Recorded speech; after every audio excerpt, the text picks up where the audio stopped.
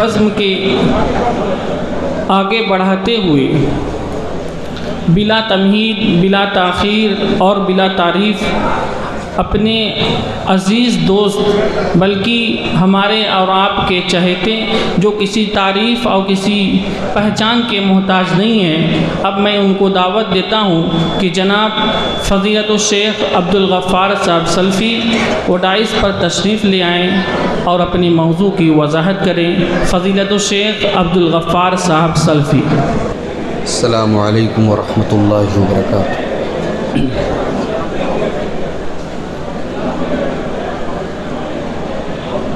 الحمد للہ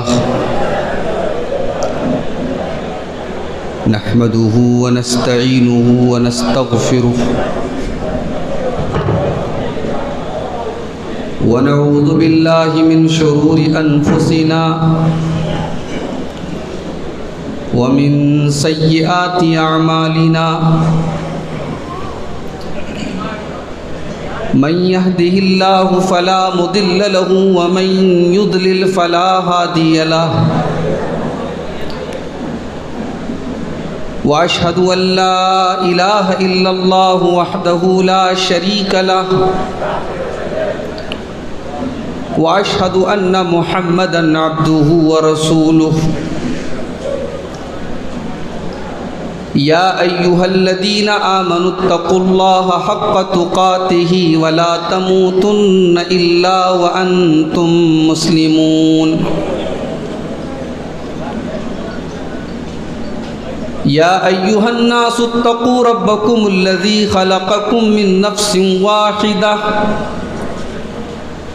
وخلق منها زوجها وبث منهما رجالا كثيرا ونساء واتقوا الله الذي تساءلون به والأرحام إن الله كان عليكم رقيبا يا أيها الذين آمنوا اتقوا الله وقولوا قولا سديدا يصلح لكم أعمالكم ويغفر لكم ذنوبكم ومن يطع الله ورسوله فقد فاز فوزا عظيما أما بعد فإن خير الحديث كتاب الله وخير الهدي هدي محمد صلى الله عليه وسلم وشر الأمور محدثاتها وكل محدثة بدعة وكل بدعة ضلالة وكل ضلالة في النار۔ اعوذ باللہ من الشیطان الرجیم، بسم اللہ الرحمن الرحیم۔ فَهَلْ عَسَيْتُمْ إِن تَوَلَّيْتُمْ أَن تُفْسِدُوا فِي الْأَرْضِ وَتُقَطِّعُوا أَرْحَامَكُمْ أُولَئِكَ الَّذِينَ لَعَنَهُمُ اللَّهُ وَأَصَمَّهُمْ وَأَعْمَى أَبْصَارَهُمْ۔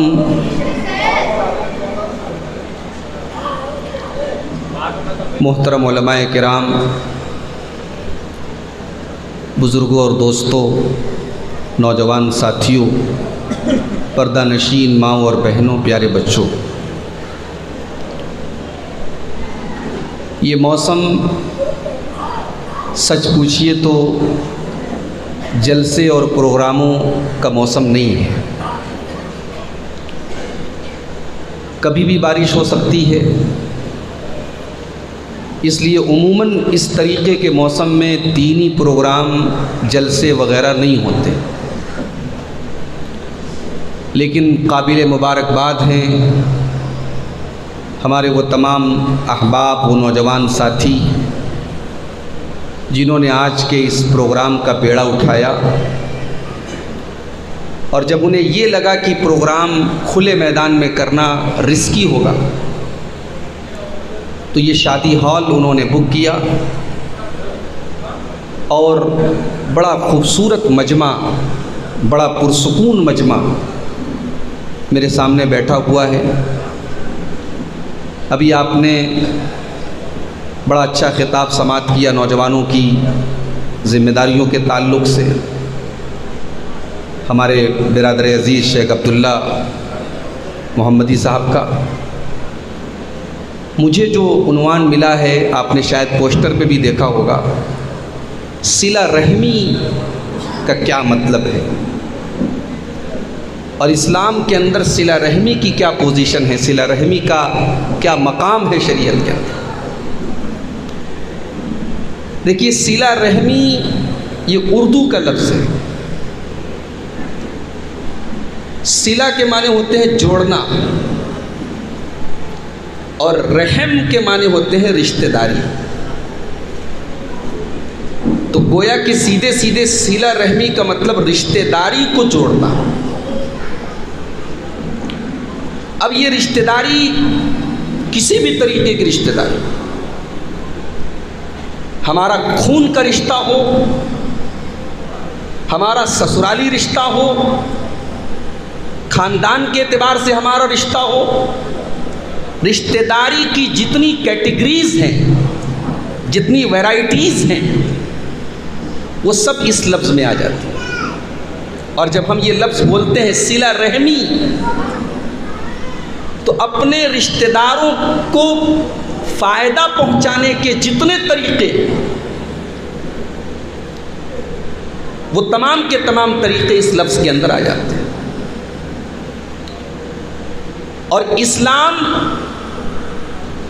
جن ویلیوز کی وجہ سے جانا جاتا ہے، اسلام کی جو خصوصیت ہے، جو وشیشتا ہے،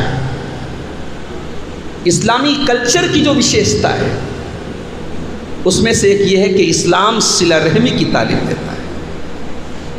یہ مسلمان کا طریقہ ہو ہی نہیں سکتا کہ وہ اپنے باپ کے ساتھ بدتمیزی کرے، اپنی اولاد سے ناتا توڑ دے، اپنے بھائی کا دشمن بن جائے۔ یہ اسلام کی تعلیم نہیں ہو سکتی۔ ہمارے نبی ابھی نبی نہیں ہوئے ہیں، ابھی اللہ نے آپ کو نبی نہیں بنایا ہے، ابھی آپ نے اعلان نبوت نہیں کیا ہے۔ نبوت کے پہلے کی جو 40 سال کی زندگی تھی، اس زندگی میں بھی اللہ کے نبی صلہ رحمی کرتے تھے۔ یاد کیجیے، اللہ کے نبی کے اوپر جب قرآن کی پہلی وحی نازل ہوئی اور قرآن کریم کی وہ 5 آیتیں آپ کے اوپر اتری، جو ہم میں سے بہت سارے لوگوں کو یاد بھی ہوگی، اقرأ بسم ربک الذی خلق خلق الانسان من علق اقرأ وربک الاکرم الذی علم بالقلم علم الانسان ما لم یعلم۔ یہ قرآن کی پہلی 5 آیتیں تھیں جو اللہ کے نبی کے اوپر اتری تھی، اور اسی موقع پر اللہ تبارک و تعالیٰ نے آپ کے کندھے پر نبوت کی ذمہ داری رکھی، اور آپ جب گھبرائے اپنے گھر آئے اور اپنی وفادار، جانثار، غم گسار بیوی حضرت خدیجہ رضی اللہ تعالیٰ عنہا کو آپ نے اپنی پوری داستان سنائی، پورا واقعہ سنایا، اور آپ نے بڑی بے چینی کے عالم میں ایک جملہ کہا تھا، لقد خشیت علی نفسی، اے خدیجہ مجھے ڈر ہے کہیں میری جان نہ چلی جائے، مجھے اپنی جان کا ڈر لگ رہا ہے خدیجہ، میری برداشت کے باہر ہے، میں یہ ذمہ داری اٹھانے کی طاقت اپنے اندر نہیں پاتا ہوں۔ اس موقع پر حضرت خدیجہ نے کیا کہا تھا؟ انک لتصل الرحم وتکسب المعدوم وتقری الضیف وتعین علی نوائب الحق۔ اے میرے سرتاج، آپ تو صلہ رحمی کرتے ہیں، آپ تو اپنے رشتہ داروں کے ساتھ ہمیشہ اچھا سلوک کرتے ہیں، آپ تو مہمانوں کی مہمان نوازی کرتے ہیں، آپ تو بے سہارا لوگوں کو سہارا دیتے ہیں، آپ تو سچائی کے راستے میں آنے والی مصیبتوں کو دور کرتے ہیں، لوگوں کی مدد کرتے ہیں۔ اے میرے سرتاج، اگر اللہ تعالیٰ نے یہ ذمہ داری آپ کے اوپر ڈالی ہے تو اللہ تعالیٰ یہ ذمہ داری پوری بھی کرے گا۔ کلا واللہ ما یخزیک اللہ ابدا، اے میرے سرتاج، اللہ تعالیٰ آپ کو کبھی بھی رسوا نہ کرے گا، کبھی بھی آپ کو ذلیل نہ کرے گا۔ یہاں حضرت خدیجہ کے جملے پر غور کیجیے۔ حضرت خدیجہ اللہ کے نبی کو تسلی دیتے ہوئے جو پہلا لفظ استعمال کرتی ہیں وہ یہی کرتی ہیں کہ اے اللہ، اے میرے سرتاج، آپ صلہ رحمی کرتے ہیں، آپ کو اللہ برباد نہیں کر سکتا۔ صلہ رحمی یہ اسلام کا کلچر ہے میرے بھائی، اور قرآن کریم کا اگر ہم غور سے مطالعہ کریں، قرآن کریم نے جہاں بھی حقوق العباد کا ذکر کیا ہے، ایک ہوتا ہے اللہ کا حق، عبادت اللہ کا حق ہے، نماز اللہ کا حق ہے، روزہ اللہ کا حق ہے، جو عبادتیں ہم اللہ کے لیے کرتے ہیں وہ اللہ کا حق ہے، اور ایک ہوتا ہے بندوں کا حق۔ تو قرآن میں جہاں بھی حقوق العباد کا ذکر آپ کو ملے گا وہاں رشتہ داروں کا ضرور ذکر ملے گا۔ سورہ نساء کے اندر ایک آیت ہے، سورہ نساء کی آیت نمبر 36، آیت نمبر 36۔ اس آیت کو بعض علماء آیت الحقوق کہتے ہیں، اس کے اندر 10 حقوق بیان کیے گئے۔ وَاعْبُدُوا اللَّهَ وَلَا تُشْرِكُوا بِهِ شَيْئًا وَبِالْوَالِدَيْنِ إِحْسَانًا وَبِالْوَالِدَيْنِ إِحْسَانًا وَالْجَارِ ذِي الْقُرْبَى وَالْجَارِ الْجُنُبِ وَالصَّاحِبِ بِالْجَنبِ وَابْنِ السَّبِيلِ وَمَا مَلَكَتْ أَيْمَانُكُمْ۔ وَاعْبُدُوا اللَّهَ، اللہ کی عبادت کرو، وَلَا تُشْرِكُوا بِهِ شَيْئًا، اللہ کے ساتھ کسی کو شریک نہ کرو، پہلے اللہ کا حق بتایا۔ وَبِالْوَالِدَيْنِ إِحْسَانًا، پھر اس کے بعد والدین کا ذکر کیا، اپنے والدین کے ساتھ اچھا سلوک کرو۔ وَبِذِي الْقُرْبَى، اور اپنے رشتہ داروں کے ساتھ، اپنے قرابت داروں کے ساتھ، جن کے ساتھ تمہارا رشتہ ہے، چاہے وہ خون کا رشتہ ہو، چاہے وہ سسرالی رشتہ ہو، چاہے وہ خاندانی رشتہ ہو، اپنے قرابت داروں کے ساتھ تم اچھا سلوک کرو۔ والیتامی، پھر اس کے بعد یتیموں کا ذکر کیا، جس کا باپ نہیں ہے، اس یتیم بچے کے ساتھ بھی تم اچھا سلوک کرو۔ والجار ذی القربى، اور تمہارا وہ پڑوسی جو پڑوسی بھی ہے اور تمہارا قرابت دار بھی ہے، تمہارا رشتہ دار بھی ہے، تمہارا بھائی بھی لگتا ہے، تمہارا چاچا بھی لگتا ہے، تمہارا تایا بھی لگتا ہے، وہ بھی تمہارے حسن سلوک کا زیادہ حقدار ہے۔ والجار الجنوبی، اس کے بعد اس پڑوسی کا ذکر کیا جو پڑوسی ہے لیکن رشتہ دار نہیں ہے، اس پڑوسی کے ساتھ بھی تم کو اچھا سلوک کرنا ہے۔ 10 حقوق بیان کیا اللہ نے شاید، لیکن جب بندوں کے حقوق کی بات آئی تو اللہ نے والدین کے فوراً بعد رشتہ داروں کا ذکر کیا۔ قرآن کا 15واں پارہ اٹھائیے، اللہ تبارک و تعالیٰ والدین کا ذکر کرنے کے بعد، والدین کا حق بیان کرنے کے بعد فرماتا ہے وَآتِ ذَا الْقُرْبَى حَقَّهُ وَالْمِسْكِينَ، رشتہ داروں کو بھی ان کا حق دو اور مسکینوں کو، غریبوں کو ان کا حق دو۔ قربانی آپ نے کی، قربانی کے گوشت کو آپ تقسیم کر رہے ہیں۔ بعض علماء کہتے ہیں کہ قربانی کے گوشت کو 3 حصوں میں تقسیم کرنا چاہیے، ایک حصہ رشتہ داروں کو دینا چاہیے، ایک حصہ غریبوں کو دینا چاہیے، ایک حصہ خود کھانا چاہیے۔ حالانکہ یہ تقسیم ضروری نہیں ہے، اس کی کوئی دلیل نہیں ہے۔ آپ، شریعت نے ایک عام بات کہی ہے، کھاؤ کھلاؤ بانٹو، آپ آزاد ہیں، اس میں کوئی ضروری نہیں کہ آپ تین حصے کریں، آپ اپنی سہولت کے حساب سے اس میں کم زیادہ کر سکتے ہیں۔ لیکن یہ قربانی کا گوشت آپ نے اگر کسی ایسے انسان کے گھر پہنچایا جو آپ کا رشتہ دار بھی ہے اور غریب بھی ہے، تو ایک تو غریب کو آپ نے صدقہ کیا، اس کا ثواب آپ کو ملے گا، اور صلہ رحمی کا ثواب آپ کو بونس کے طور پہ ملے گا۔ اللہ کے نبی فرماتے ہیں صدقۃ علی ذی الرحم سنتان، رشتہ دار کو صدقہ کرنے سے ڈبل ثواب ملتا ہے۔ صدقۃ وصلۃ، صدقہ کا ثواب بھی ملتا ہے، صلہ رحمی کا ثواب بھی ملتا ہے۔ جب آپ زکوٰۃ نکالیں، جب آپ صدقہ خیرات کریں، جب آپ کھانا بانٹیں، جب آپ گوشت بانٹیں، تو آپ کے خاندان کا، آپ کے رشتہ دار کا جو ضرورت مند انسان ہے وہ سب سے پہلے اس کا حقدار ہے۔ ہمارے یہاں میں ان لوگوں کی بات کر رہا ہوں جن کی سخاوت کے چرچے ہوتے ہیں، جن کے پیسوں سے مدرسے چلتے ہیں، جو بڑی بڑی فنڈنگ کرتے ہیں مدرسوں میں، ان کی اپنے بھائی کے ساتھ 36 کا آنکڑا ہوتا ہے، ان کی اپنے چاچا کے ساتھ دشمنیاں ہوتی ہیں، مقدمے بازیاں ہوتی ہیں، اور نسل در نسل اور جنریشن بائی جنریشن دشمنی چلتی ہے۔ باپ مرنے کے ٹائم وصیت کر کے جاتا ہے چچا کے یہاں سے رشتہ مت رکھنا۔ یہ کون سا دین ہے میرے بھائی؟ کیا دین صرف نماز پڑھنے کا نام ہے؟ کیا دین صرف مسجد میں حاضری کا نام ہے؟ اگر ہماری شریعت ہمارے کیریکٹر اور ہمارے اخلاق پر اثر نہیں ڈالتی ہے، ہماری دینداری صرف مسجد تک ہمارے اوپر نظر آتی ہے، تو اس کا مطلب کہ ہم نقلی دیندار ہیں، ہم اصلی دیندار نہیں۔ قرآن کریم کے دوسرے پارے میں اللہ نے ایمان والوں سے خطاب کرتے ہوئے فرمایا یا ایھا الذین آمنوا ادخلوا فی السلم کافہ، اے ایمان والو تم اسلام کے اندر پورے کے پورے داخل ہو جاؤ۔ ولا تتبعوا خطوات الشیطان، تم شیطان کی پیروی نہ کرو، شیطان کے راستوں پر نہ چلو، انہ لکم عدو مبین، وہ تمہارا کھلا ہوا دشمن ہے۔ ہم نہیں ہیں اسلام میں پورے پورے داخل، اسلام کا دعویٰ ہے، اسلام میں پورے پورے داخل نہیں۔ ہم شریعت کو اپنے فائدے کے لیے استعمال کرنے والے لوگ ہیں۔ ہمیں شریعت وہاں نظر آتی ہے جہاں ہمارا فائدہ ہو۔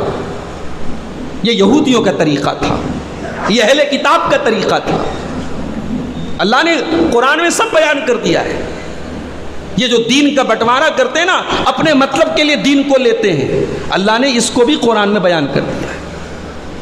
افتؤمنون ببعض الکتاب وتکفرون ببعض، اے مسلمانوں، اے یہودیوں، تم اللہ کی کتاب کے بعض حصے پر ایمان رکھتے ہو اور بعض حصے کا انکار کر دیتے ہو۔ اے یہودیوں، کان کھول کر کے سن لو، اس کی سزا تم کو ملے گی، تم دنیا کے اندر ذلیل کر دیے جاؤ گے اور آخرت میں دردناک سزا پاؤ گے۔ تو جو جرم یہودیوں نے کیا وہی جرم ہم کریں تو اللہ ہماری مدد کرے گا کیا؟ ہم کوئی دودھ کے دھلے؟ جب جرم سیم ہے تو سزا بھی سیم ملے گی، اور سزا سیم مل رہی ہے ہم کو، دنیا میں ذلیل ہو رہے ہیں۔ صلہ رحمی اسلام کا ایک بہت بڑا چیپٹر ہے میرے بھائی۔ اپنے رشتہ داروں کے ساتھ رشتہ نہ جوڑنے والا، رشتہ توڑنے والا، رشتہ کاٹنے والا، یہ فسادی اور منافق انسان ہے۔ قرآن نے اس کو منافق کی نشانی قرار دیا۔ جو آیت میں نے آپ کے سامنے پڑھی ہے سورہ محمد کی آیت۔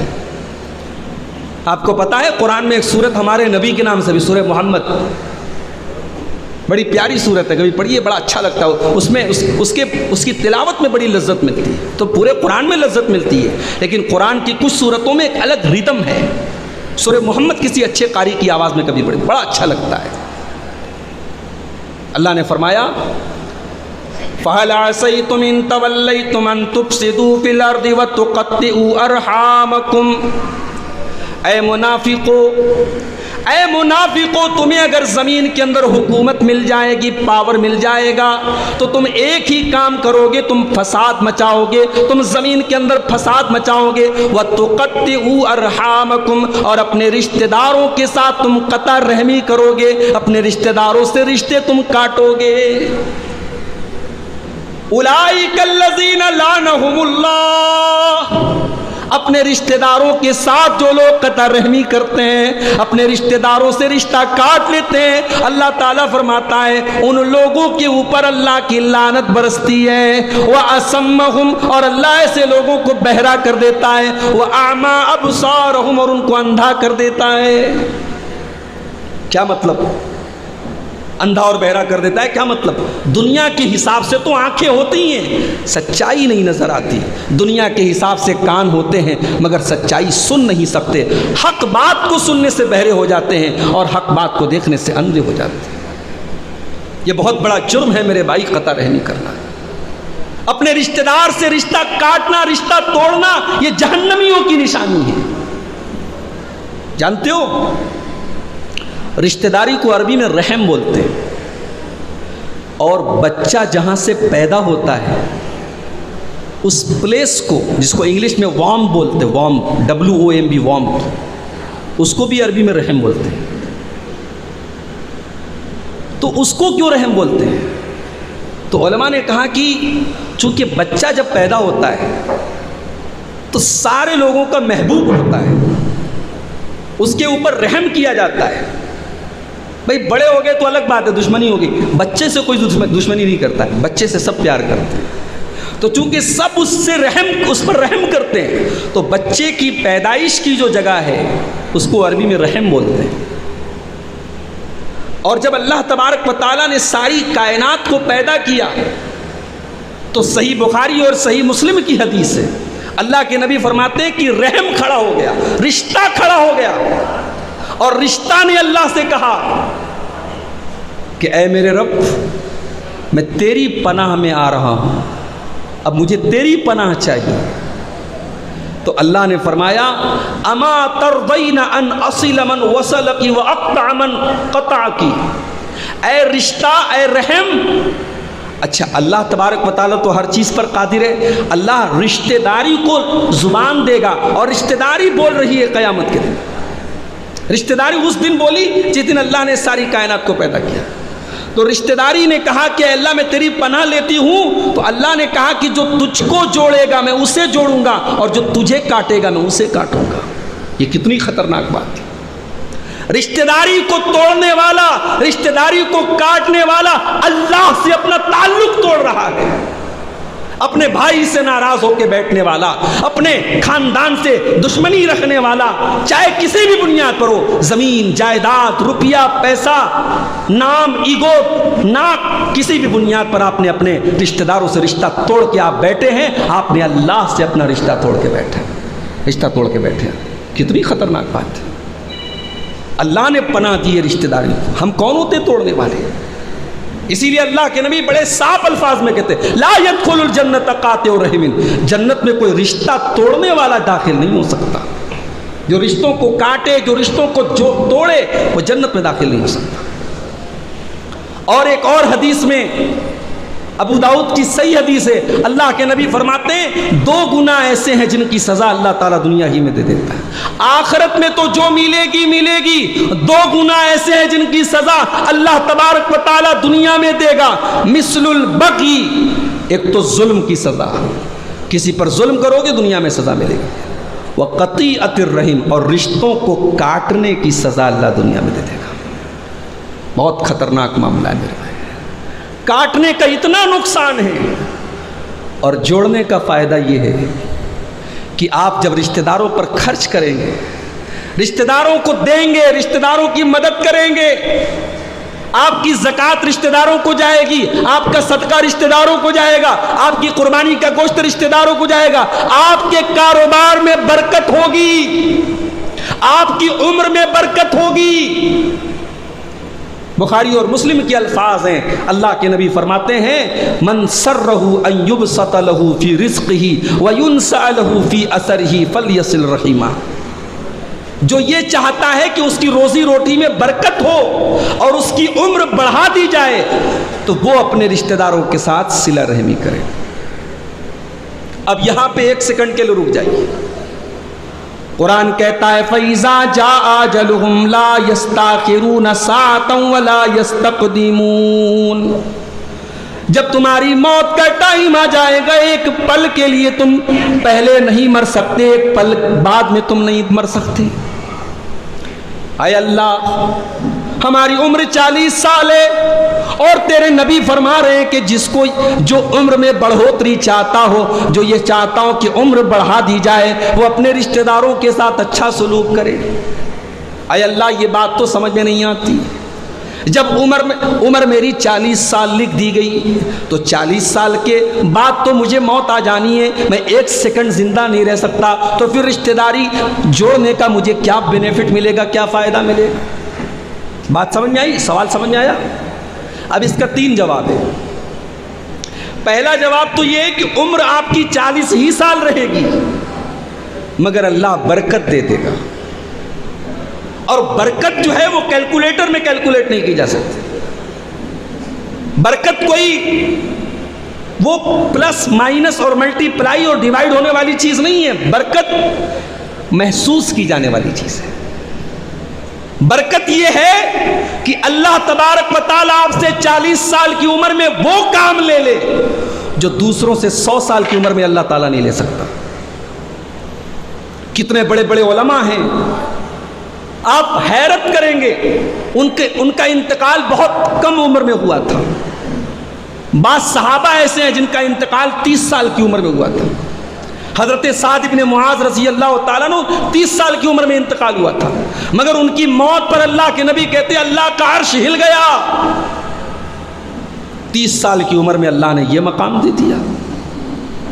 بعض محدثین کی عمر 40 سال تھی، ان کے علم سے آج پوری دنیا فائدہ اٹھا رہی ہے۔ تو اگر آپ صلہ رحمی کریں گے عمر تو وہی رہے گی، اللہ برکت دے دے گا۔ اور بعض علماء نے اس کا جواب یہ بھی دیا ہے کہ اللہ تبارک و تعالیٰ نے آپ کی تقدیر میں یہ کنڈیشن لگا دی ہے۔ تقدیر دو طرح کی ہوتی ہے، ایک کنڈیشنل ایک انکنڈیشنل۔ تقدیر میں کنڈیشنل تقدیر بھی ہے، تقدیر میں لکھا ہے کہ اگر یہ بندہ صلہ رحمی کرے گا تو اس کی عمر 10 سال بڑھا دی جائے، نہیں کرے گا تو 40 سال رکھی جائے۔ یہ کنڈیشن کے ساتھ تقدیر لکھی گئی ہے۔ اور ایک جواب اس سوال کا یہ دیا گیا ہے کہ آپ مر جائیں گے لیکن پھر بھی لوگ آپ کو یاد رکھیں گے۔ جن رشتہ داروں کے ساتھ آپ نے بھلائی کی ہوگی، سلوک کیا ہوگا، جن کے گھروں میں آپ نے اناج پہنچایا ہوگا، جو فیملیز آپ کی مدد سے چلتی ہوں گی، آپ کے مرنے کے بعد بھی وہ آپ کا ذکر جمیل کریں گے، وہ آپ کو یاد کریں گے۔ مرنے کے بعد بھی لوگوں کے دل میں آپ زندہ رہیں گے۔ یہ مطلب ہے عمر بڑھائے جانے کا۔ اللہ کے نبی کے پر نواسے تھے حضرت علی ابن حسین۔ حضرت حسین آپ کے نواسے تھے، ان کے بیٹے ہیں علی بن حسین۔ اچھا، علی بن حسین یہ پوتے ہیں حضرت علی کے، دادا کا نام بھی علی، پوتے کا نام بھی علی، اس لیے علی حسن حسین یہ نام رکھا کرو بھائی۔ ہمارے یہاں یہ مشہور ہو گیا کہ صاحب یہ شیعوں کے نام ہوتے ہیں، کسی کا نام عباس ہے تو شیعہ کا نام ہے، علی ہے تو یہ ہمارے صحابہ کے نام ہے میرے بھائی، اہل بیت کے نام ہے۔ یہ نام رکھنے چاہیے، ان ناموں سے محبت ہونی چاہیے۔ ان ناموں سے کوئی اگر کسی کے دل میں ان ناموں سے بغض ہے تو اپنے ایمان کی خیر منائے۔ تو علی دادا کا نام اور علی پوتے کا نام، علی بن حسین بن علی، یہ اللہ کے نبی کے پر نواسے تھے۔ اچھا، اب یہ جو تھے یہ جب تک زندہ رہے غریبوں کی مدد کرتے تھے، اور کتنے غریب مدینہ میں ایسے تھے جن کے گھروں میں یہ اناج کی بوری پہنچاتے تھے، کسی نوکر کے ذریعے نہیں، کسی ملازم کے ذریعے، اپنی پیٹھ پر لاد کر ان غریبوں کے گھر تک اناج کی بوری پہنچاتے تھے۔ یہ اللہ کے نبی کے پرنواز ہے۔ جب ان کا انتقال ہوا، اچھا پوری زندگی یہ راز ہی رہا، ان غریبوں کو بھی نہیں پتا تھا کہ ہمارے گھر میں یہ ہر مہینے راشن کون پہنچاتا ہے۔ جب ان کا انتقال ہوا اور ان کو غسل دینے کے لیے جب ان کے بدن کا کپڑا اتارا گیا تو ان کی پیٹھ پر بورے کے موٹے موٹے نشان پائے گئے۔ تو غسل دینے والوں کو بڑی حیرت ہوئی کہ یہ کوئی ایسی محنت کا کام تو نہیں کرتے تھے، مزدوری تو نہیں کرتے تھے، ان کی پیٹھ پر یہ نشان کیوں ہیں؟ تب یہ راز کھلا کہ یہ ان غریبوں کی اور مدینہ کی ان غریب فیملیز کی مدد کرتے تھے، ان کے گھروں میں اناج پہنچاتے تھے۔ میرے بھائیوں، صلہ رحمی اس کو کہتے ہیں، اور صلہ رحمی کا یہ فائدہ ہے کہ مرنے کے بعد بھی لوگ آپ کی تعریف کریں گے، لوگ آپ کا نام لیں گے۔ اسی لیے اللہ کے نبی فرماتے ہیں من کان یؤمن باللہ والیوم الآخر فلیکرم ضیفہ، جو اللہ کے اوپر ایمان رکھتا ہے اور قیامت کے دن کے اوپر ایمان رکھتا ہے وہ اپنے مہمان کے ساتھ اچھا سلوک کرے۔ ومن کان یؤمن باللہ والیوم الآخر فلیصل رحمہ، جو اللہ کے اوپر ایمان رکھتا ہے اور قیامت کے دن کے اوپر ایمان رکھتا ہے وہ اپنے رشتہ داروں کے ساتھ اچھا سلوک کرے۔ ومن کان یؤمن باللہ والیوم الآخر فلیقل خیرا او لیصمت، اور جو اللہ کے اوپر ایمان رکھتا ہے اور قیامت کے دن کے اوپر ایمان رکھتا ہے وہ بولے تو اچھی بات بولے ورنہ چپ رہے۔ شیخ صاحب آپ نہیں جانتے، ہمارے بعض رشتہ دار بڑے کمینے ہیں، بڑے گھٹیا لوگ ہیں، وہ اس لائق ہی نہیں ہے کہ ان کے ساتھ اچھا سلوک کیا جائے۔ اچھا بھائی، بڑے گھٹیا ہیں آپ کے رشتہ دار، بڑے واہیات ہیں، بڑے آپ کو تکلیف پہنچانے والے ہیں۔ ایک بات بتاؤ، کیا ابو جہل سے بھی بڑے گھٹیا لوگ ہیں؟ ابو لہب سے بھی بڑے گھٹیا لوگ ہیں؟ اللہ کے نبی اپنے خاندان کے لوگوں کو جب صفا کی پہاڑی پر اکٹھا کرتے ہیں تو کیا کہتے ہیں؟ اے میرے خاندان کے لوگوں، اے قریش کے لوگوں، اے میرے دادا عبد المطلب کی اولاد، اے میرے پردادا ہاشم کی اولاد، اے میرے پردادا کے والد عبد مناف کی اولاد، اپنے سارے خاندان کے لوگوں سے اللہ کے نبی کہتے ہیں انقذوا انفسکم من النار، اپنے آپ کو جہنم کی آگ سے بچا لو۔ محمد الرسول اللہ، جب تک تم ایمان نہیں لاؤ گے محمد الرسول اللہ جہنم کے معاملے میں تمہاری کوئی مدد نہیں کر سکتا، میں جہنم کے عذاب سے تمہیں نہیں بچا سکتا، لیکن ایک کام کر سکتا ہوں، ان لکم رحمن سأبلھا ببلالھا، تمہارے ساتھ میرا رشتہ ہے، اے ابو لہب تیرے ساتھ بھی میرا رشتہ ہے، اے میری خاندان کے لوگوں تمہارے ساتھ میرا رشتہ ہے، رشتہ میں نبھاؤں گا، صلہ رحمی میں کروں گا، مگر جہنم کی آگ سے نہیں بچا سکتا، تمہیں اس کا انتظام خود کرنا پڑے گا، تمہیں ایمان لانا پڑے گا۔ تو رشتہ داری وہ چیز ہے میرے بھائی، آپ کا باپ اگر کافر ہے تب بھی وہ باپ ہے، آپ کی ماں اگر کافر ہے تب بھی وہ ماں ہے۔ آج لوگ کتنے نوجوانوں کو میں دیکھتا ہوں ذرا سی بات پر باپ سے بات چیت بند کر دیتے ہیں، کتنے نوجوان ماں سے بات چیت بند کر دیتے ہیں۔ میں یہ نہیں کہتا کہ ماں ہمیشہ صحیح ہو سکتی ہے، خاص طور سے جب ساس بہو کے مسئلے پیدا ہوتے ہیں، بہت سارے میٹرز میں ماں کی غلطی ہوتی ہے، میں مانتا ہوں بہت ساری جگہوں پر بہو غلط ہے، بہت ساری جگہوں پر ساس غلط ہے، بہت سارے معاملات میں ماں کی غلطی ہے، مگر ماں اپنی غلطی کے باوجود ماں ہے میرے بھائی۔ ماں کی عزت، ماں کا حق اور ماں کا مقام تب بھی آپ کو اپنے سامنے رکھنا ہے۔ ابھی آپ نے قربانی کی ابراہیم علیہ السلام کو یاد کیا، آپ نے ابراہیم علیہ السلام کا باپ پکا مشرک ہے، بتوں کا پرستار ہے، بتوں کا پجاری ہے۔ ابراہیم علیہ السلام اپنے باپ کو اسلام کی دعوت دیتے ہیں۔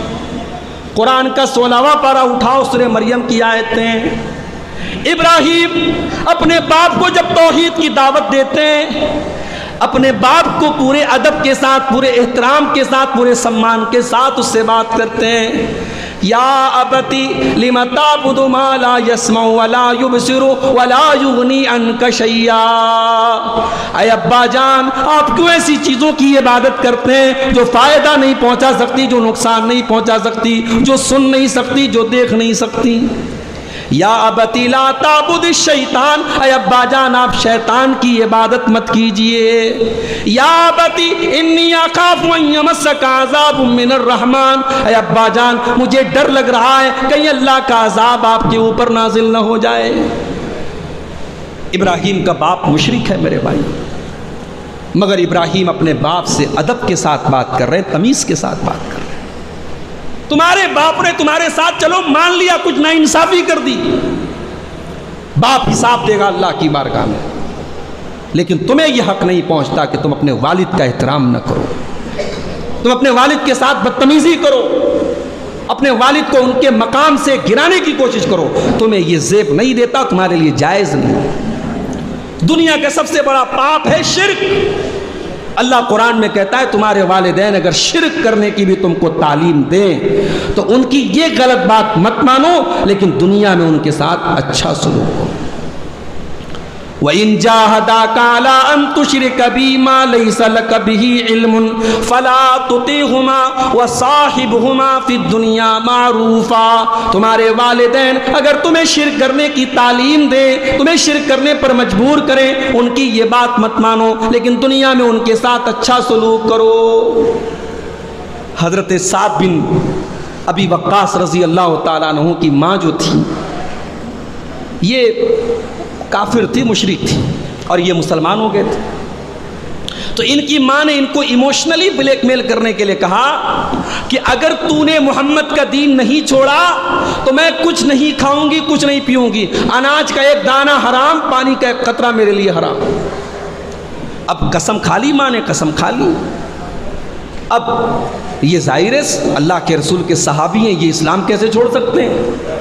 کھانا بند، پانی بند، ماں بیچاری بھوکی ہے، پیاسی ہے، بوڑھی ہے، بستر پڑ گئی، بیمار پڑ گئی، رشتہ دار آ رہے ہیں، کیا بات ہے؟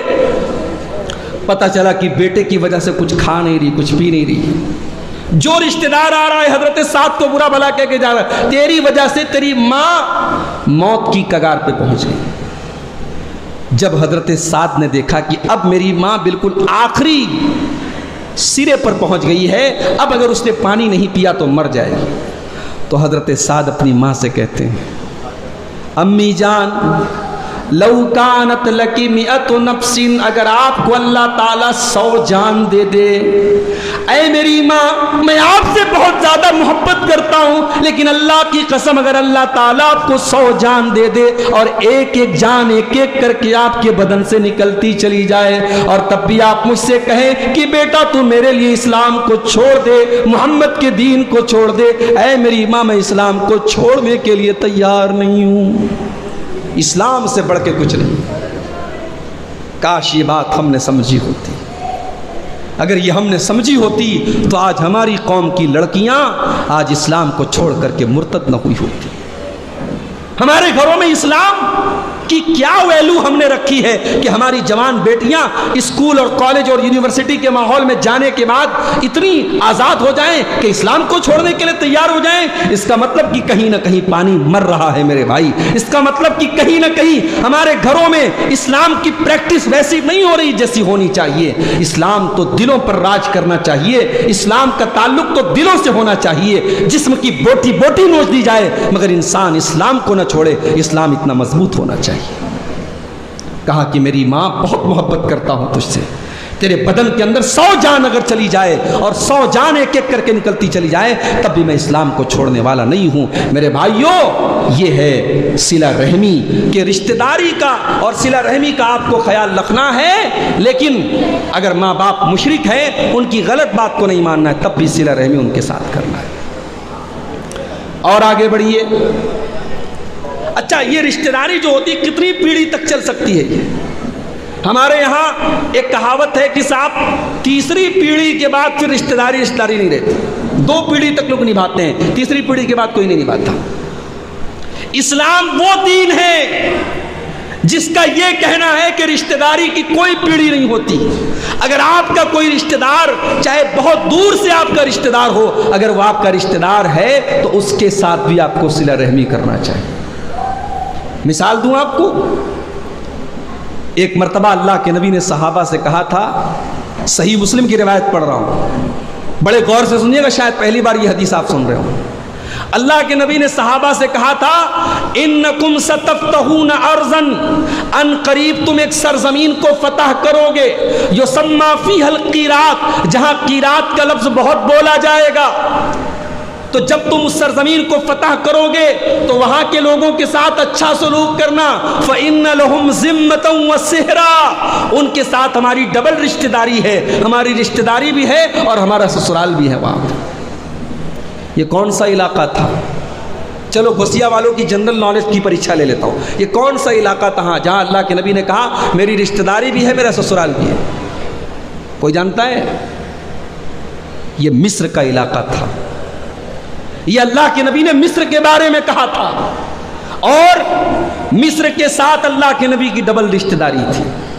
ایک رشتہ داری یہ تھی کہ آپ کے باپ حضرت اسماعیل علیہ السلام جن کی نسل سے آپ تھے، اسماعیل علیہ السلام کی جو ماں تھی حضرت ہاجرہ، وہ مصر کی تھی، مصر کے بادشاہ کی بیٹی تھی، شہزادی تھی اور قبطی نسل کی تھی.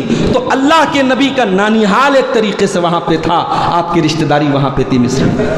اور دوسری رشتہ داری اللہ کے نبی کی وہاں یہ تھی کہ آپ کی بیوی حضرت ماریہ قبطیہ رضی اللہ تعالیٰ عنہا، جن کے پیٹ سے آپ کو ایک بچہ پیدا ہوا تھا ابراہیم نام کا، حضرت ماریہ بھی مصر کی رہنے والی تھی. تو نبی نے کہا جب اس سرزمین پہ جانا تو وہاں کے لوگوں کے ساتھ اچھا سلوک کرنا، وہاں ہماری ڈبل رشتہ داری. جب حضرت عمر فاروق کے دور میں جب مسلمانوں نے مصر کو فتح کیا اور حضرت عمرو بن عاص اپنی فوج کو لے کر کے مصر کو جب پہنچتے ہیں تو مصر کے لوگوں کے ساتھ بڑا اچھا سلوک کرتے ہیں، اور جب مصر کے پادری اور مصر کے چرچ کے جو فادر سے وہ آتے ہیں اور کہتے ہیں کہ تم لوگ ہمارے ساتھ اتنا رحم کا برتاؤ کیوں کر رہے ہو، تو کہا کہ ہمارے نبی نے ہم کو وصیت کی ہے کہ اس علاقے کے لوگوں کے ساتھ رحم کا برتاؤ کرنا، یہاں سے ہماری بڑی دور کی رشتہ داری ہے۔ اسماعیل علیہ السلام کی ماں کا تعلق اسی علاقے سے تھا۔ ان پادریوں نے کہا یہ ایک نبی کی نشانی ہو سکتی ہے جو اتنی دور کی رشتہ داری کو نبھا رہا ہے۔ اللہ اکبر، یہ اسلام ہے میرے بھائی، یہ اسلام ہے۔ اسلام کے اندر صلہ رحمی کی کوئی پیڑھی اور کوئی سیما نہیں ہے۔ دنیا کے کسی کونے میں اگر آپ کے خاندان کا جس کے ساتھ آپ کو کوئی تعلق اور رشتہ ہے اگر وہ موجود ہے تو آپ کو اس کے ساتھ صلہ رحمی کرنا چاہیے۔ اور یاد رکھیے صلہ رحمی کا مطلب یہ نہیں کہ قربانی کا گوشت جہاں سے آیا وہاں جائے گا، جہاں سے شادی میں دعوت ملی وہاں دعوت دیں گے، جہاں سے ہمیں پوچھا جاتا ہے وہاں ہم پوچھیں۔ یہاں آج تو یہی ہو رہا ہے نا، قربانی کے گوشت میں آج روٹیشن چلتا ہے۔ اچھا وہاں سے ران آئی ہے، چلو ایک ران وہاں بھجوا دو، وہاں سے گوشت آیا چلو وہاں گوشت بھجوا دو۔ ارے یہ روٹیشن بند کرو، پہلے ان لوگوں کو ترجیح دو جن کے گھروں میں قربانی نہیں ہوئی ہے، اور یہ جو روٹیشن ہو رہا ہے نا وہاں سے آئیے تو وہاں واپس بھجوا دو، اس سلسلے کو ختم کرو۔ یہ روٹیشن صحیح نہیں ہے۔ اور یاد رکھو کہ اگر آپ کا رشتہ دار اگر آپ کے ساتھ اچھا سلوک نہ کرے تب بھی آپ کو صلہ رحمی کرنا ہے۔ اللہ کے نبی فرماتے ہیں لیس الواصل بالمکافی، رشتہ داری کو جوڑنے والا وہ نہیں ہے جو برابری کرے، جو برابری کرے وہ رشتہ داری کو جوڑنے والا نہیں ہے، بلکہ رشتہ داری کو جوڑنے والا تو وہ ہے جو آپ سے رشتہ توڑے آپ اس کے ساتھ رشتہ جوڑیے۔ رشتہ توڑنے والے کے ساتھ آپ کو رشتہ جوڑنا ہے، یہ اسلام کی تعلیم ہے، یہ صلہ رحمی۔ ایک صحابی اللہ کے نبی کے پاس آتے ہیں، اے اللہ کے نبی میرے کچھ رشتہ دار ہیں، میں ان کے ساتھ اچھا سلوک کرتا ہوں، وہ میرے ساتھ بڑا برا سلوک کرتے ہیں، میں ان کے ساتھ احسان کرتا ہوں، وہ میرے ساتھ جہالت کرتے ہیں، اے اللہ کے نبی میں کیا کروں؟ آپ نے فرمایا جیسا تم بتا رہے ہو اگر واقعی میں ویسا کر رہے ہو، وہ تمہارے ساتھ برا کر رہے تم اچھا کر رہے ہو، وہ رشتہ توڑنے کی کوشش کر رہے تم جوڑ، اگر ایسا کر رہے ہو تو تم ان کے منہ کے اندر گرم راکھ ڈال رہے ہو، فَكَأَنَّمَا تُصِفُّهُمُ الْمَلَّةَ، تم ان کے منہ کے اندر گرم راکھ ڈال رہے ہو، اور جب تک تم یہ کام کرتے رہو گے اللہ تبارک و تعالیٰ کی طرف سے ایک مدد کرنے والا تمہارے اوپر مدد کرتا رہے گا۔ اس لیے آپ کے رشتہ داری میں اگر کوئی ایسا بھی ہے جو آپ سے رشتہ توڑ رہا ہے، ہاں اگر کوئی ایسا رشتہ دار ہے جس کے ساتھ زیادہ تعلق رکھنے سے دین کو خطرہ ہے، اگر اس کے یہاں آپ آنا جانا کریں گے آپ کے بچوں کی تربیت کو خطرہ ہے، آپ کے گھر میں بے دینی آ جائے گی، تو وہاں آپ رشتہ توڑ سکتے ہیں اللہ کے لیے۔ وہاں بھی گنجائش، یہاں جہاں تک ہو سکے گنجائش رکھیے رشتہ جوڑنے کی، لیکن اگر رشتہ رکھنے میں آپ کے دین کو خطرہ ہے تب الگ بات ہے، ورنہ جو آپ کے ساتھ نفرت اور دشمنی کر رہا ہے اس کے ساتھ بھی آپ کو رشتہ جوڑنا ہے۔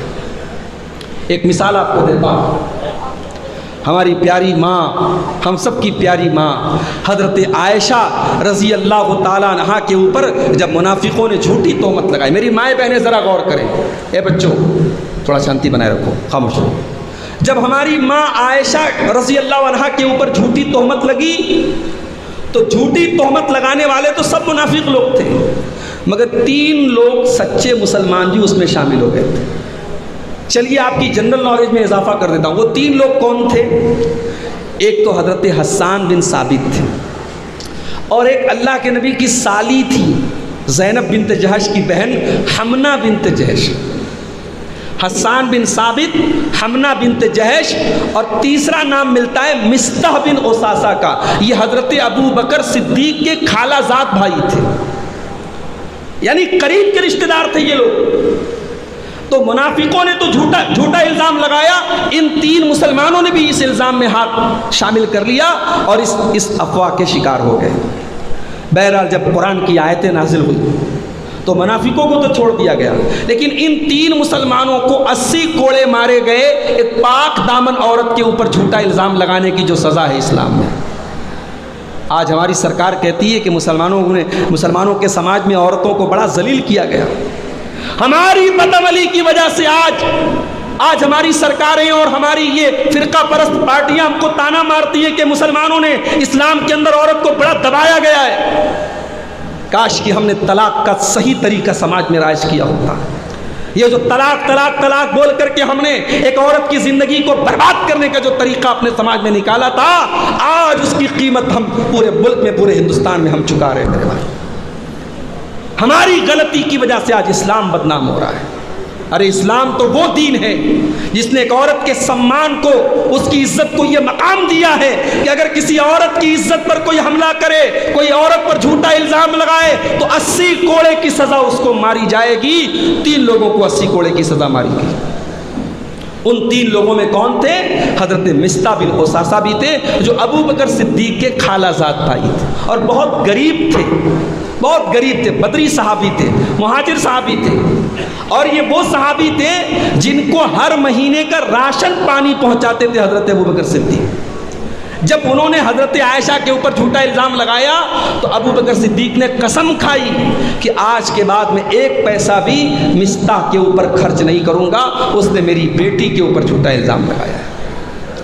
جب حضرت عائشہ کے بارے میں قرآن کی وہ آیتیں نازل ہوتی ہیں تو انہی آیتوں کے اندر ایک آیت یہ بھی نازل ہوتی ہے، وَلَا يَأْتَلِ أُولُو الْفَضْلِ مِنْكُمْ وَالسَّعَةِ أَن يُؤْتُوا أُولِي الْقُرْبَىٰ۔ اے مسلمانوں، اگر اللہ نے تم کو نوازا ہے تو اگر تمہارا کوئی رشتہ دار ہے جو غریب بھی ہے اور مہاجر بھی ہے، تم اس کو اللہ کی راہ میں اگر کچھ دیا کرتے تھے تو تم ایسی قسم مت کھاؤ کہ آج کے بعد تم اس کو نہیں دو گے۔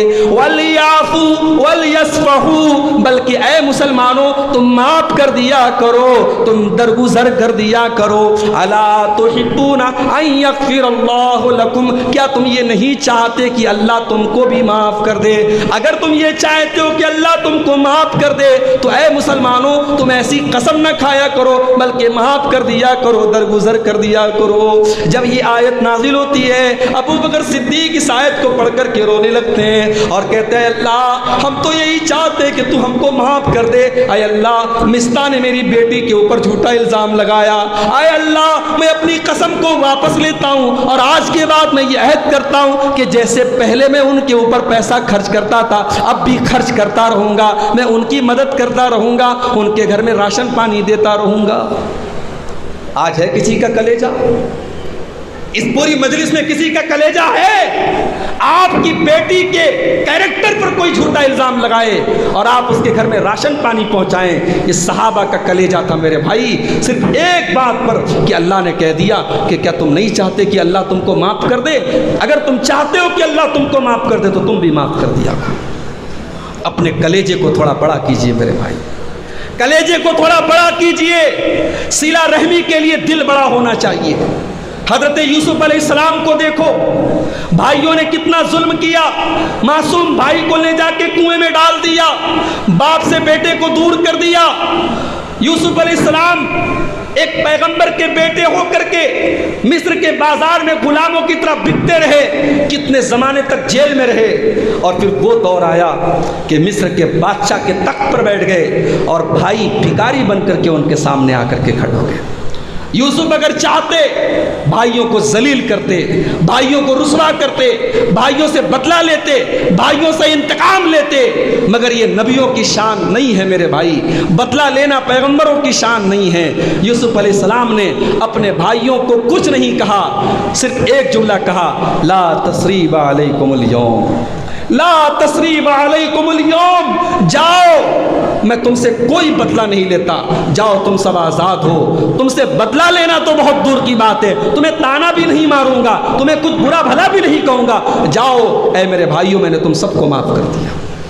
اور جب حضرت یعقوب علیہ السلام اور یوسف علیہ السلام کی ماں اور جب یہ 11 بھائی جب یہ یوسف علیہ السلام کے آگے سجدہ کرتے ہیں، جو اس زمانے میں جائز تھا، کسی کے احترام میں سجدہ کرنا جائز تھا، جب یہ 11 بھائی اور باپ اور ماں ان کے آگے سجدہ کرتے ہیں تو حضرت یوسف بڑی خوشی کے ساتھ کہتے ہیں ابا جان آج میرے خواب کی تعبیر مکمل ہو گئی، جو میں نے بچپن میں خواب دیکھا تھا 11 ستارے میرے آگے سجدہ کر رہے تھے، سورج اور چاند میرے آگے سجدہ کر رہے تھے، ابا جان آج اس خواب کی تعبیر پوری ہو گئی، ابا جان میں قید میں تھا، اللہ نے مجھے قید میں سے نکال دیا اور آپ کو اور میرے بھائیوں کو دیہات سے نکال کر کے مصر کے شہر میں پہنچا دیا، من بعد ان نزغ الشیطان بینی و بین اخوتی، ہاں میرے اور میرے بھائیوں کے بیچ میں شیطان نے کچھ پھوٹ ڈال دی تھی، شیطان نے کچھ دشمنی ڈال دی تھی، بھائیوں کو الزام نہیں دیا، شیطان کے سر پہ الزام لگا دیا۔ اللہ اکبر، کتنا بڑا کلیجہ تھا یوسف علیہ السلام کا۔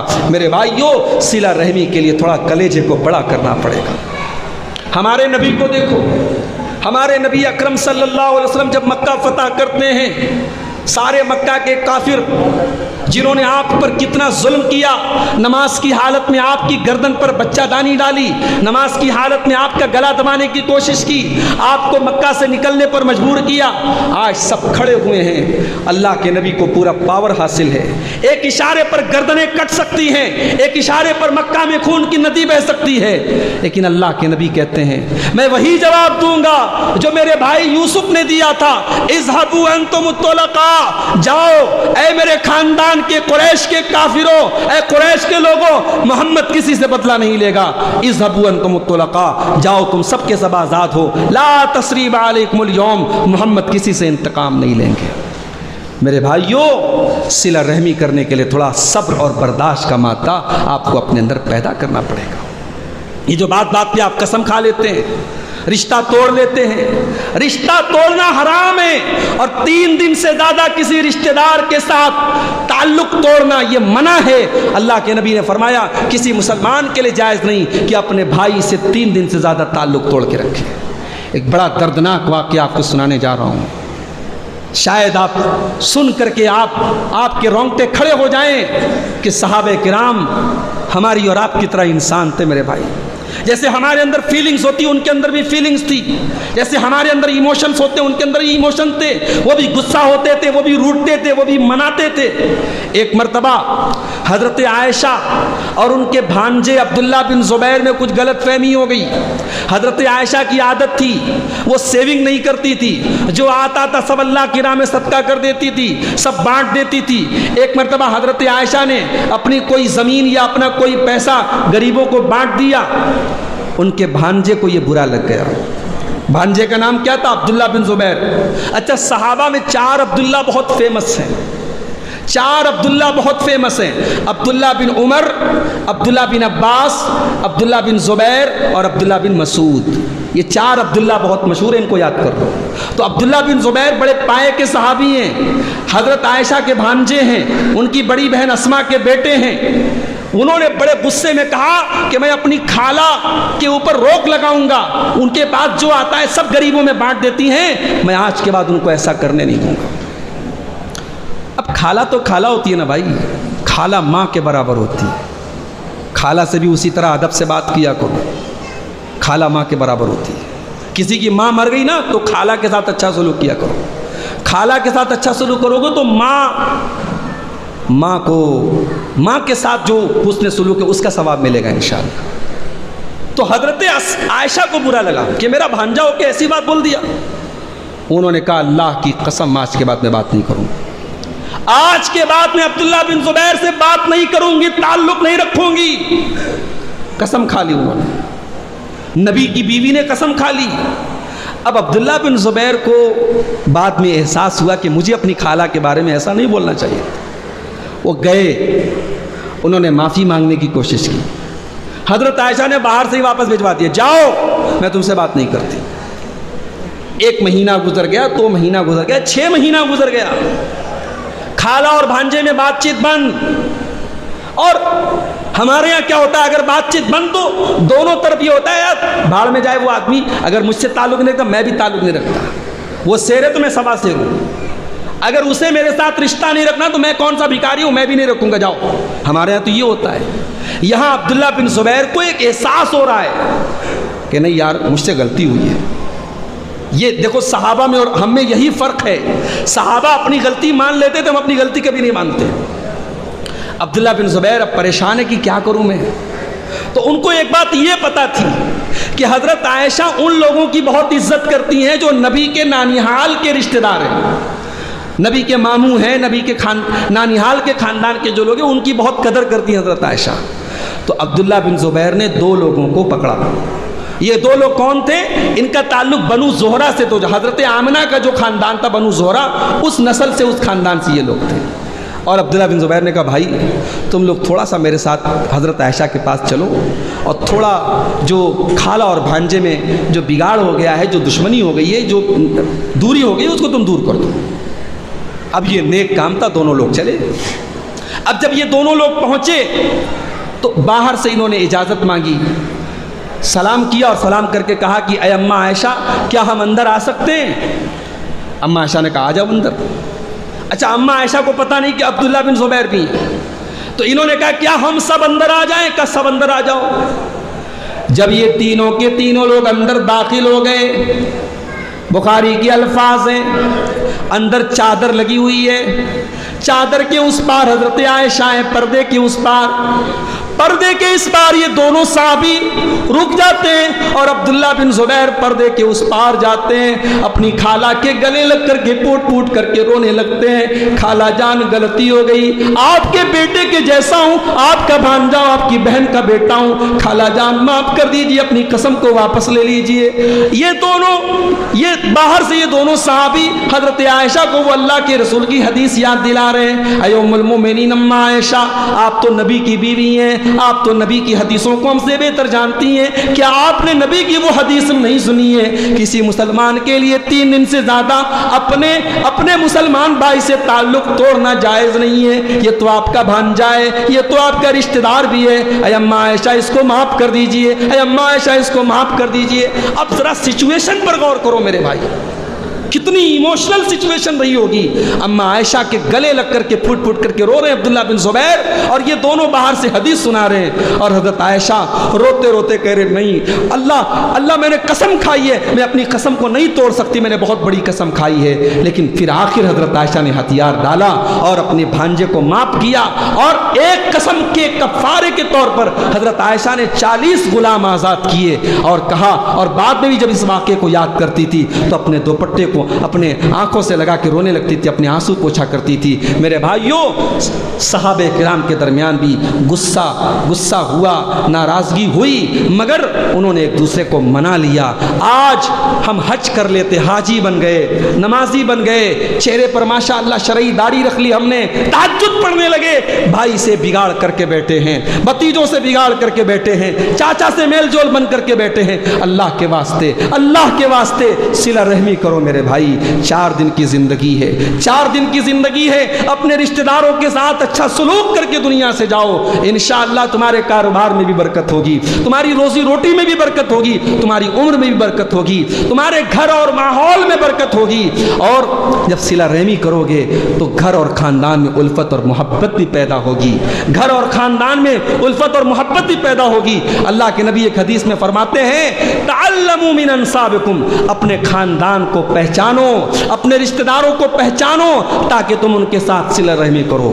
آج ہم جس طریقے کی زندگی گزار رہے ہیں، ہماری ینگ جنریشن کو تو پتہ بھی نہیں ہمارا خاندان کہاں کہاں ہے، ہمارے کون کون رشتہ دار ہیں، کون ہمارے خالو ہیں، کون ہمارے پھوپھا ہیں۔ آج تو کتنے نوجوان لڑکوں کو اپنے رشتہ داروں کے بارے میں معلوم ہی نہیں ہے۔ معلوم کرو میرے بھائی، معلوم کرو، اور اپنے جو بھی رشتہ دار ہیں، جتنا آج کا دور سوشل میڈیا کا دور ہے، آج سب لوگ واٹس ایپ چلا رہا ہے، فیس بک چلا رہا ہے، آپ کچھ نہیں کر سکتے۔ کبھی کبھی فیس بک پر ان رشتہ دار جو دور رہتے ہیں، جن سے آپ مل نہیں سکتے، ان رشتہ داروں سے آپ سوشل میڈیا کے ذریعے حال چال لے لیں، عید کے موقع پر مبارکباد دے دیں۔ اگر آپ کے قریب میں رہتے ہیں، گھر میں قربانی کا گوشت ہے، آپ لے کے پہنچ جائیں، عید کا موقع ہے، سوئی لے کے پہنچ جائیں، کبھی کبھی افطار کی دعوت دے دیں، کبھی خوشیوں میں بلا لیں، کبھی کوئی پتہ لگے کسی رشتہ دار کے یہاں کوئی بیمار ہو گیا ہے 10 منٹ کا ٹائم نکال کے جا کے عیادت کر لیں.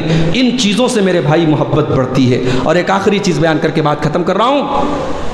اپنے باپ کے مرنے کے بعد باپ جن لوگوں سے محبت کرتا تھا, باپ کی جن لوگوں کے ساتھ دوستی تھی, ان کے ساتھ بھی اچھا سلوک کیا کرو. اللہ کے نبی فرماتے ہیں ان من البر, انسان اگر اپنے باپ کے ساتھ اچھا سلوک کرنا چاہتا ہے تو باپ کے دوستوں کے ساتھ باپ کے مرنے کے بعد بھی اچھا سلوک کرے.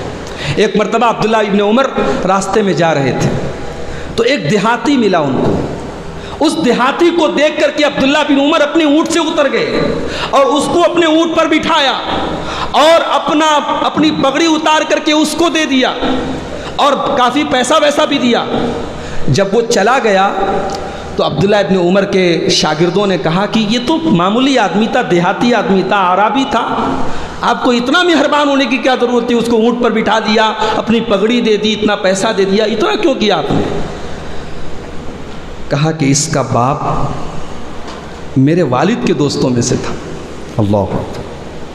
اس کا باپ میرے والد حضرت عمر کے دوستوں میں سے تھا اور میں نے نبی سے یہ فرمان سنا ہے کہ اپنے والد کے دوستوں کے ساتھ اور اس کے ملنے جلنے والوں کے ساتھ اچھا سلوک کرنا یہ بھی والد کے ساتھ حسن سلوک میں سے شامل ہے. حضرت خدیجہ سے اللہ کے نبی بہت محبت کرتے تھے. ان کے انتقال کے بعد بھی جب اللہ کے نبی کو خدیجہ کی یاد آتی تھی, آپ کے گھر میں جب گوشت بنتا تھا, ان گوشت کے چھوٹے چھوٹے پیس کر کے وہ حضرت خدیجہ کی سہیلیوں کے یہاں, جو حضرت خدیجہ کے ملنے جلنے والی عورتیں ہی, ان کے گھر میں بھجواتے تھے, اس لیے کہ اللہ کے نبی حضرت خدیجہ سے محبت کرتے تھے. تو میرے بھائیوں, اگر ہم چاہیں گے, صلہ رحمی کی بہت ساری شکلیں ہیں جن پر ہم عمل کر سکتے ہیں. اللہ سے دعا ہے رب العالمین ہمیں صلہ رحمی کرنے کی اور اپنے رشتہ داروں کے ساتھ اچھا سلوک کرنے کی اور جو بھی ممکن طریقہ ہے ان کو بھلائی پہنچانے کا, ان کو اللہ تعالیٰ اپنانے کی توفیق عطا فرمائے. یہ ذی الحجہ کا تہوار, قربانی کا تہوار ابھی ہم نے منایا ہے. اللہ اس موقع پر ہم نے جو قربانیاں کی ہیں اللہ ان کو قبول فرمائے اور آئندہ کی زندگی میں بھی اللہ صحت و سلامتی کے ساتھ ہمیں اپنے دین پر عمل کرنے کی توفیق عطا فرمائے. اور اس ملک میں جو بھی سازشیں رچی جا رہی ہیں مسلمانوں کو پریشان کرنے کے لیے یا ہمیں ذلیل کرنے کے لیے, اللہ ان سازشوں کو ناکام کر دے. اللہ فرقہ پرستوں کے شر سے ہم سب کو محفوظ رکھے. اللہ ہمارے کاروبار میں برکت عطا فرمائے. جو ہم میں بیمار ہیں اللہ ان کو شفا کامل عاجل عطا فرمائے. رب العالمین ہم سب کو دین و ایمان پر تا حیات قائم رکھے اور جب ہمارا خاتمہ ہو ایمان پر ہمارا خاتمہ ہو. آمین. ربنا تقبل منا انک انت السمیع العلیم وتب علینا انک انت التواب الرحیم. وصلی اللہ تعالی علی نبینا محمد وعلی آلہ وصحبہ اجمعین. والسلام علیکم ورحمۃ اللہ.